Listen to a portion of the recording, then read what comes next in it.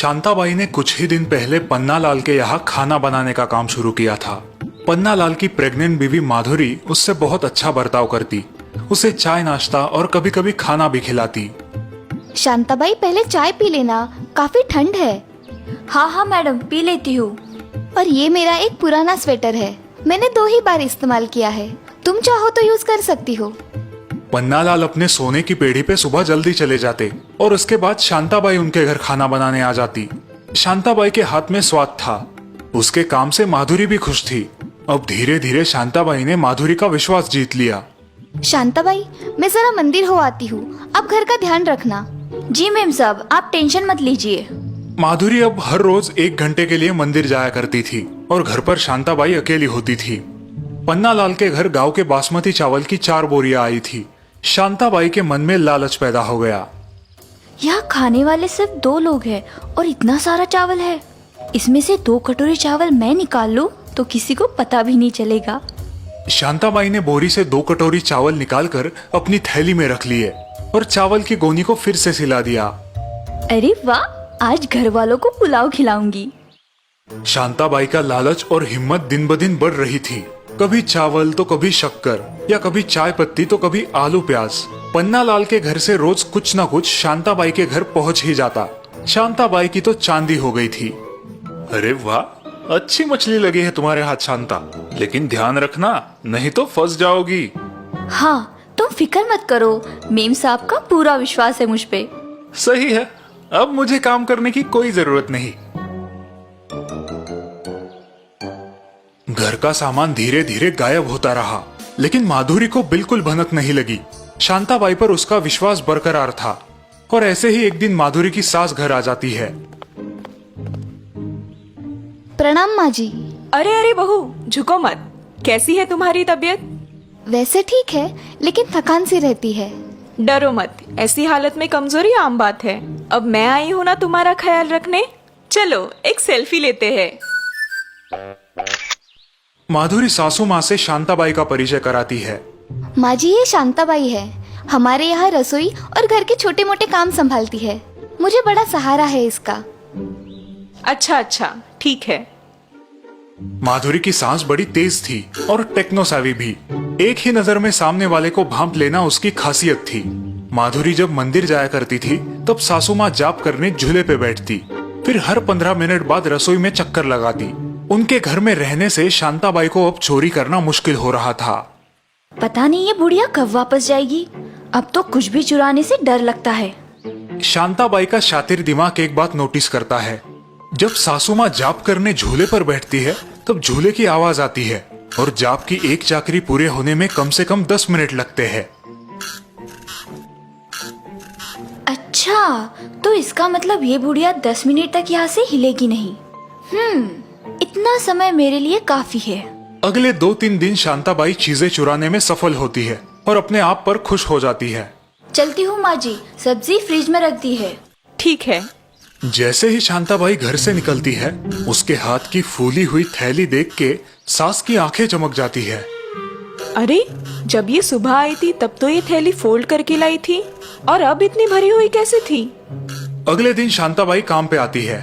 शांताबाई, बहू मंदिर गई है और मैं जाप करने बैठ रही हूँ। फिर मैं प्रसाद बनाने रसोई में आ जाऊंगी। जी माँ जी। शांताबाई किचन में आती है। झूले की आवाज उसके कान पर पड़ रही है। वो अंदाजा लगाती है कि सासू माँ अब 10 मिनट तक वहाँ से नहीं उठेगी। अब ये बुढ़िया 10 मिनट तक यहाँ नहीं आएगी। मैं कुछ आलू और प्याज थैली में रख देती हूँ।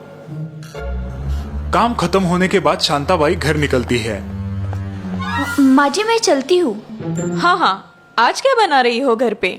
आज पाव भाजी बनाने की सोच रही हूँ। अरे वाह, अच्छा है। तो कितने आलू और प्याज लिए हैं तुमने? हाँ? सासू का अचानक से आया सवाल सुन के शांताबाई चौंक जाती है, लेकिन बात को संभाल लेती है। जी लिए नहीं, अभी जाते जाते ले लूंगी। इसी दौरान माधुरी भी मंदिर से लौट आती है। लेकिन तुम्हारी थैली में तो ऑलरेडी प्याज और आलू है, जरा देखो तो। शांताबाई को अपनी चोरी पकड़े जाने का एहसास होता है और वो शर्मिंदा होती है। लेकिन आपको कैसे पता चला माँ जी? सास हंसते हुए माधुरी को अपने मोबाइल में रिकॉर्ड किया हुआ वीडियो दिखाती है। वीडियो में शांताबाई को आलू और प्याज थैली में रखते देख माधुरी चौंक जाती है। माँ जी मुझे माफ कर दीजिए, गलती हो गई। लेकिन आप तो जाप कर रही थी ना, मुझे झूले की आवाज भी सुनाई दे रही थी, इसीलिए मैंने चोरी करने की हिम्मत की। शायद तुमने मेरे हाथों में जाप की माला की बजाय ये बहू की माला नहीं देखी। और झूले को एक बार धक्का दो तो अपने आप 5 मिनट झूलता रहता है। 5 मिनट रिकॉर्डिंग के लिए काफी है। और इस प्रकार लालची काम वाली शांताबाई को माधुरी के सास ने अच्छा सबक सिखाया। अब शांताबाई को उस एरिया में नया काम मिलने की कोई गुंजाइश नहीं थी। हे भगवान, ये मैंने क्या कर दिया, अपने ही पैरों पे कुल्हाड़ी मार ली। माँ जी, आज आपकी वजह से हमारा नुकसान टल गया। लेकिन बहू, तुम भी आगे से किसी पे भी आंख बंद करके विश्वास मत रखना। ये कलयुग है, याद रखना।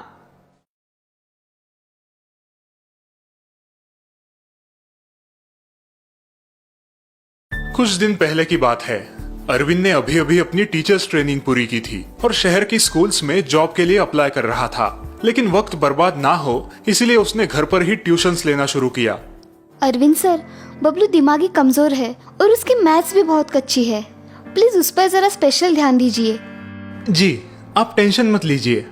ये खुशी की बात अपने स्कूल टीचर से शेयर करने अरविंद पाठक सर के घर आता है। बहुत बहुत बधाई अरविंद। हर बड़े काम की शुरुआत छोटे काम से ही होती है। खूब मन लगा के पढ़ाना। जी सर, मैं पूरी लगन के साथ काम करूंगा और आप ही के जैसे एक आदर्श टीचर होने की कोशिश करूंगा। आदर्श और बच्चों के फेवरेट, और इसलिए तुम्हें एक गुण बहुत काम आएगा। वो कौन सा सर? पेशेंस, यानी कि धीरज। तुम्हें तुम्हारे स्टूडेंट के साथ हमेशा धीरज से काम लेना होगा। सिक्के के दूसरे बाजू को बिना समझे कोई निष्कर्ष मत निकालना। अरविंद ने पाठक सर की बात अपने दिमाग में फिट कर ली। अरविंद बबलू को मन लगा के पढ़ाता था।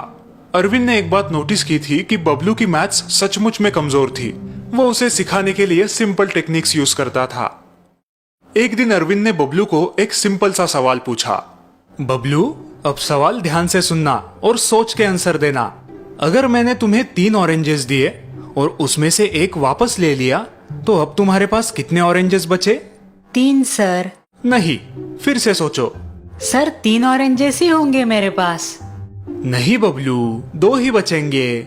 ये देखो, 3 ऑरेंजेस मैंने तुम्हें दिए और ये एक वापस ले लिया, तो कितने बचे? सर 3। बबलू के बार बार गलत जवाब देने पर धीरे धीरे अरविंद के पेशेंस खत्म हो जाते हैं और वो गुस्सा होने लगता है। फिर उसे पाठक सर की बात याद आती है। तुम्हें तुम्हारे स्टूडेंट के साथ हमेशा धीरज से काम लेना होगा। अरविंद फिर से बबलू को प्यार से समझाने लगता है, लेकिन बबलू वही गलत जवाब देता है। ये लड़का इतना समझाने पर भी गलत ही जवाब दे रहा है और इतने कॉन्फिडेंस से। समझ नहीं आ रहा इसे कैसे एक्सप्लेन करूं। दिमाग का दही हो रहा है। अरविंद के बदले हुए आवाज से बबलू थोड़ा सहम जाता है। अरविंद उसे आखिरी बार वही सवाल पूछता है और बबलू डर डर के वही गलत जवाब देता है। बबलू, अब मैं तुम्हें आखिरी बार पूछ रहा हूँ, सही जवाब दो वरना कल तुम्हें 1 से 100 बार लिख कर लाना पड़ेगा। सर लेकिन मैं राइट आंसर ही दे रहा हूँ। अच्छा, अब तुम मुझे मैथ्स पढ़ाओगे? ठीक है, बताओ कैसे तुम्हारे पास 3 ऑरेंजेस बचेंगे? तभी बबलू अपनी बैग में से एक ऑरेंज निकालकर सर को दिखाता है। सर, मेरी मम्मी ने आज मुझे ये एक ऑरेंज आपके साथ खाने के लिए दिया है, तो आपने 3 में से एक ऑरेंज ले भी लिया तो भी मेरे पास 3 ही ऑरेंजेस बचेंगे ना। अरविंद को अपनी गलती का एहसास हो जाता है।